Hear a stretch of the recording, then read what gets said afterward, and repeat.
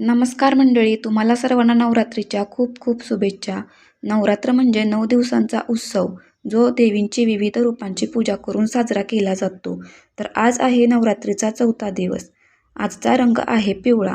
नवरात्रीमध्ये प्रत्येक दिवशी विशिष्ट रंग असतो आणि त्या दिवशी त्या रंगाचे कपडे घालणे शुभ मानले जाते. पिवळा रंग प्रकाशाचा, शक्तीचा आणि आशीर्वादाचा प्रतीक आहे. या रंगात उत्साह, ऊर्जा आणि आशा भरलेली असते. पिवळा रंग आपल्यामध्ये नवीन उमेद आणि प्रेरणा जागवतो.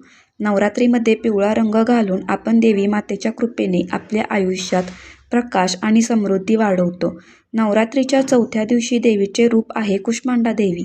कुष्मांडा देवीने आपल्या हस्ताने विश्वाची निर्मिती केली होती असे मानले जाते. कुष्मांडा म्हणजे विश्वाची जननी. ती सिंहावर बसते आणि 8 हातात आयुध आणि कमळ धारण करते.